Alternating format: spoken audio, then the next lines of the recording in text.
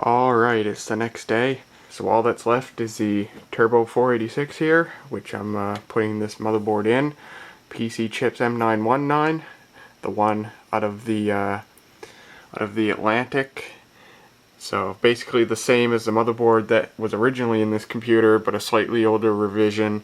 It's got that 30-pin RAM slot. And yeah, so we'll put it in, and then I'll get back to you. Alright, this one's back together.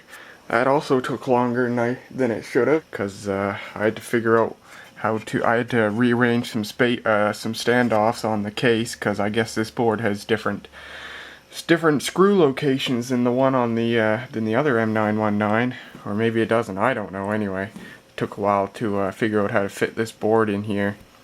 So I will stick a random video card in and see to what extent this blows up. Alright, and explode.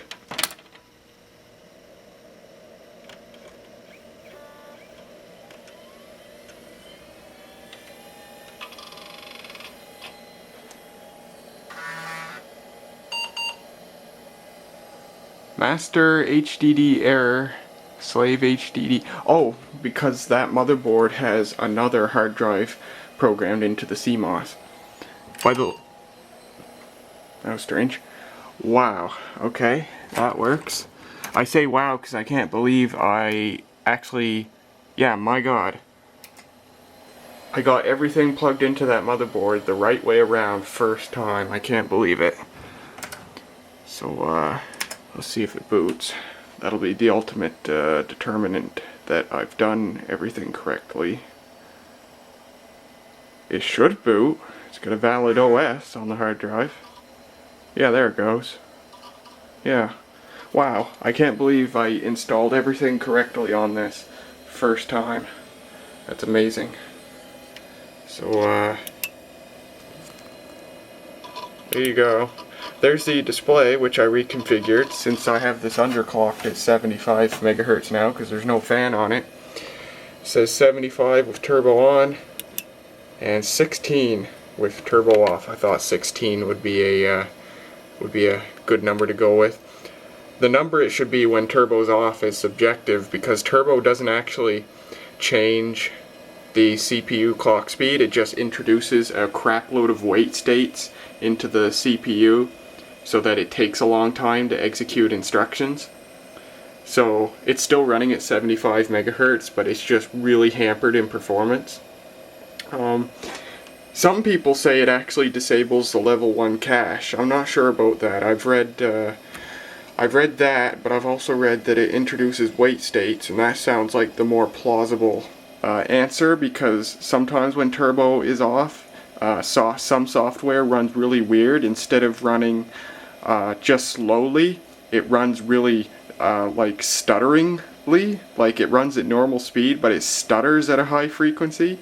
So that would be reminiscent of having wait states injected into the CPU. So I have a feeling the wait state thing is the correct theory. So the speed at which it runs, you know, it may be equivalent to some slower processor. The reason I originally put 20 here when turbo was off in this computer's original configuration is because I ran Norton Utilities and I ran the system info, and it said the performance was about equivalent to a 20 megahertz 386. So that's how I determined that. So I just moved it down a little since the processor is being underclocked now. I think that's just fine. So all three of these computers are now working. It took about 10 times longer than it should have. The problem being, of course, this case originally housed a 386 motherboard, and it was meant to house a motherboard that either had no heatsink on the CPU or a very small heatsink. But now I've got that Cyrix 6X86 with that big heatsink and a fan on it, and everything went out the window. Something else I gotta do with this computer is move these wires well away from this heatsink, because this heatsink gets blisteringly hot. Literally like 1 minute after I boot the computer up, it's way too hot to touch. After a few minutes, you'll burn yourself instantly. It's a wonder that the motherboard surrounding it's not black or cracking or anything. I don't know how it still works. But I'd like to move these wires. They're bundled up under there, so if I can let some more length out, I'll actually run them under the motherboard. I assume under the motherboard would be safe to put them. Maybe the underside gets really hot too, I don't know. Then again, heat rises, so it might be alright under the motherboard. There, that's satisfactory, I suppose. That's one thing that's a lot better with newer computers, is that the placement of motherboard components, like CPUs and stuff, are more standardized. So case makers, you know, they can make a case and they know what that standard is, and they can make sure they design the case correctly. And of course now with modern motherboards, I don't think you have these huge linear voltage regulators that put out like 100 watts of heat that you have to worry about. Actually, I've been calling it a voltage regulator. It's not. That's a D1062 transistor. I don't know what that transistor is doing or what it's doing that's making it dissipate so much power. But it's there anyway. Maybe it is a regulator. It's a one component of a regulator or something rather than just using one regulator IC. I don't know. But yeah, newer computers are, you know, less of a hassle to try and assemble, that's for sure. Alright, all three of these computers are finally assembled and confirmed working. Let's talk expansion cards. I want all three of these to have a video card, a sound card, and an Ethernet card. So, I've got all my expansion cards here. Most of these came from these computers. A couple of them were loose ones I had hanging around at home. So let's see what we have for video cards. Well, first of all, that's AGP, so that's that's no use to us. And this Explorer multimedia card, sure as heck not going to use that. So we're left with an ATI Rage Pro Turbo, an ATI Mach 64, and this Cirrus Logic video card. Well, that's the most powerful of the card and the only one that's 3D accelerated. So I say it would make sense that this would go in the Socket 7 system, which is that. I still gotta get used to the fact that this isn't Socket 7 anymore. So yeah, I'd say the logical choice would be the 3D accelerated card in the Socket 7 system. So this will be getting the Rage Pro Turbo. So that leaves us with the ATI Mach 64 and the Cirrus Logic. Both of these are non-3D accelerated cards. I believe this has 2 megabytes of video memory and this has 1 megabyte of video memory. Both of them work in both Windows 3.1 and Windows 95. Worked just fine. I would assume the ATI is the more powerful of the 2 cards, so I would say it would make sense that this is going to go on the Windows 95 486. And that leaves the Cirrus Logic on the Turbo 486 here. The logical choice, because most 486 Windows 3.1 machines ever made used Cirrus Logic video cards. They're just really great video cards. They're not particularly powerful or featured or well featured, but they're very compatible and they're rock solid. So there's the video card side of things. Now let's talk sound cards. I have here a Creative Labs Sound Blaster Vibra 16. This Aztec card with the Rockwell modem that I can't get the sound portion working on, at least in Windows 95. Creative Labs Sound Blaster AWE64. An ESS8ES1868 with a hardware volume wheel. It's pretty cool. And another Sound Blaster 16 that is identical, it's identical to that one. They're both CT2940s. So, what should I pick? Well, I want to use this AWE64 because, you know, it's a really great sound card. I think a lot of vintage computer enthusiasts consider one of the best sound cards ever made. I don't want to use this in the Turbo 486 because I don't know if it's something I'm doing wrong or what, but I've never been able to get the wavetable synthesizer working in Windows 3.1. I get it working in Windows 95 just fine, but I can't get it working in Windows 3.1. So I think what I will do is I will put this card on the Windows 95 machine, and I'm going to use, I have no idea if this ESS card is compatible with Windows 3.1 or not. The date on it's 1996, so I would assume at least Windows 95. I think what I'll do is, I actually don't know if these plug-and-play Sound Blaster 16s will work. I would assume and hope that they do. So what I'll do is, with the presumption that I'll be able to get it working, I will use one of these Sound Blaster 16s in the Turbo 486, and that's also a logical choice because most Windows 3.1 486 machines you find, they use Sound Blaster 16 compatible cards.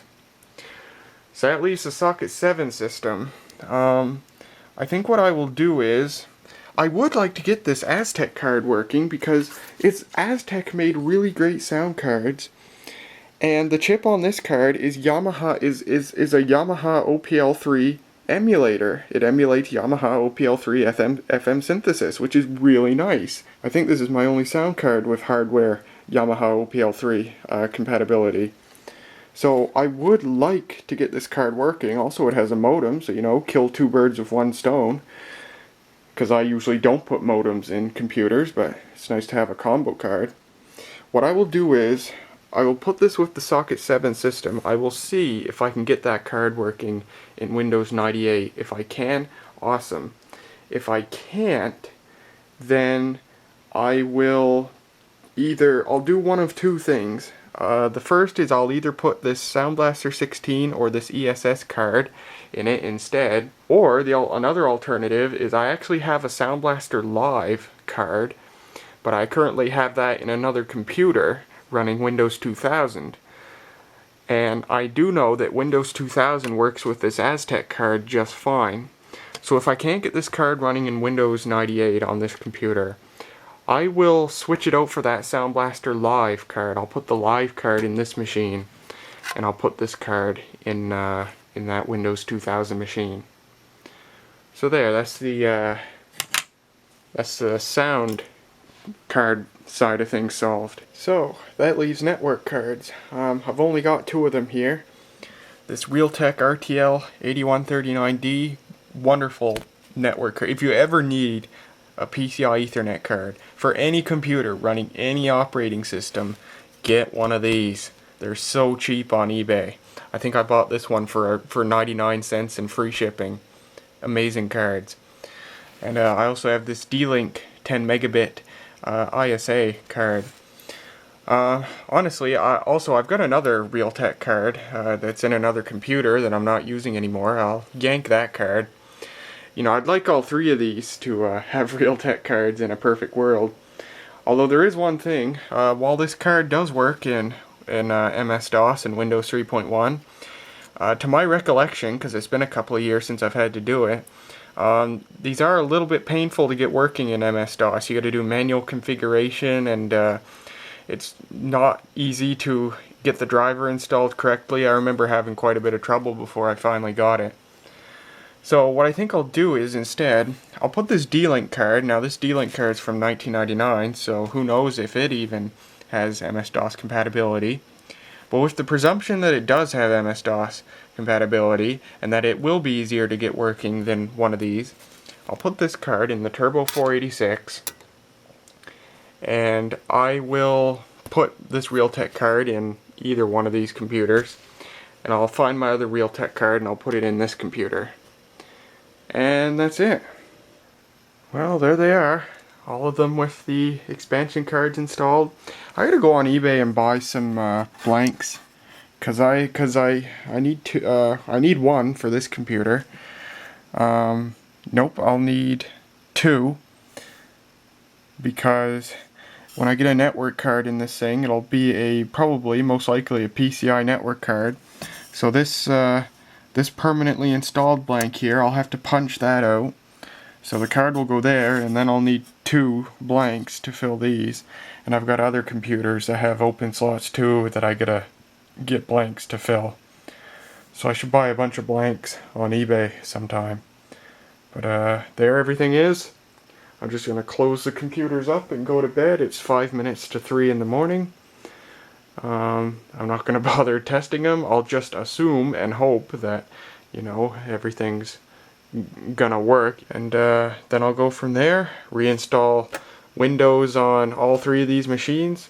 Well, at least these two machines. The Turbo 486, I might leave MS-DOS and Windows 3.1 on it. I'll see. But there you go. So I will be making 3 new videos of each of these computers, demonstrating them software-wise, so that you can get a feel for how all the new hardware works and stuff. Basically reintroduce these computers to the channel, since they are now completely different in hardware. So there you go. I hope you guys enjoyed. Man, this was not supposed to go this way. Seriously, I was expecting this to take like at most 2 hours. I figured I could get it done in under an hour, but it turned into like 6 or 8 or 10 hours, I don't know, of fumbling around, you know, nitpicky stuff like that heatsink and stuff like that, and the serial port thing. And my God, it's just, oh, I wish I hadn't have started this until I had more free time on my hands. I should have started it on the weekend. What was I thinking? I am enjoying it now that it's done. And here, installing or preparing to install Windows 98 on the Socket 7 system, you can see that the Cyrix 6x86, despite being technically a 5th generation processor, and despite being advertised as a 6th generation processor, software like PKUnzip detects it only as a 486 because it lacks Pentium instructions. Okay, I think I've discovered yet another thing that I'm going to do with this hardware rearrange. I'm going to swap this CD-ROM drive out for the one in the mini tower, because this, being the more powerful computer, should have the faster drive, and that's like a 12 or 16x drive, I don't even know, and that's like a 36 or 42x, I don't know about that either. And I was alerted that I should do this because I am preparing to install Windows 98, and the copying of the files to the hard drive, which the CD I use, the Windows 9X project, does, is slow as heck right now. It is unbelievably slow. In fact, I thought the computer froze up for quite a while. No, it's just because that's a really, really slow drive. So I think I'll switch those optical drives right now, because the faster computer should have the faster drive. I have yanked the drive out. It is an NEC model CDR-273Z. And I googled it, and oh my God, this is a 4X drive. Never would have imagined, because usually drives that slow or old enough that they actually advertise it on the front. This would normally say quad speed if it was a 4X drive. Holy shoot, this thing is this is actually the slowest optical drive in my possession, and that's cool. But man, it's not cool in a computer that's way overpowered for it. This belongs, even a fast 486 machine is too fast for this to make. You know, a fast 486 machine can make use of a faster drive. Something like this would probably be best suited to a 386 or even a 286. It's just so slow. I temporarily owned a slower drive once. For a little while back in high school, I had a 2X drive, a double speed drive in my possession, but I didn't keep it because it belonged to my high school. It was just in the parts room. It was certainly never going to be used again, but I didn't feel right taking it. If I had it back now, I would have definitely taken it. It was a pretty cool drive. Wow, 4X. So I'll definitely be switching it out for the drive in the mini tower, and I probably won't even keep this in the drive in the mini tower, because the mini tower, you know, could benefit from a drive faster than this. This amazes me that this thing can read some CDRs. Drive this old. Well, I keep saying this old. It's not that old. It's from 1996, which is strange because a 4X drive would normally be from like 1993, 94. Anyway, yeah, it's kind of funny that a drive this slow can actually read some CDRs. Normally a drive this slow is old enough that it can't read any, but this is a relatively new drive for being a 4X. So pretty cool. And wow, this newer drive in NEC, also NEC, model CD3002A, this is a 52X drive. Ah, very nice. Alright, let's see how much faster this 52X drive is.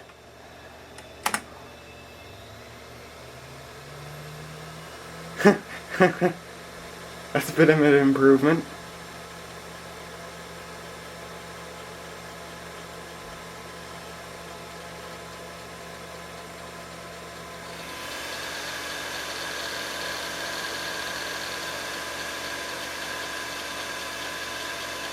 You can tell 52X is maybe a little fast for a computer of this power because the optical drive isn't being saturated.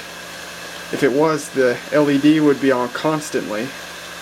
So something a little slower would probably be an optimal fit for this computer. Maybe a 32 or something. But there you go anyhow. Look at that, it's gone through all those files. The beginning of the list is like up here now, in the time that it took to get just 2 of the files on the 4X drive. So there you go. At least it's a quiet drive though. These really fast drives are usually very loud to boot. And there it is, it's ready to go. Whoops, I just found my other Realtek Ethernet card. It was hiding in the bottom of that box, so I'll put it in the computer that needs one, and then all 3 of these will have Ethernet cards. And here's another sign that the Cyrix 6X86 is not Pentium compatible. I'm trying to install DirectX 9 here, and it says processor type is unsupported. DirectX 9 supports Pentium compatible and K6 class processors or higher. So indeed, if you had an AMD K5, which was technically a 5th generation processor, but it does not support the Pentium instructions, so you'd get this same message. And also, the DirectX diagnostic tool. Processor type, Intel 8486. So, I have all 3 of these computers, and I got an idea, and what I want to do is gut all 3 of these, just completely disassemble them. This is a Sharp model PC7000 portable IBM compatible personal computer from 1986.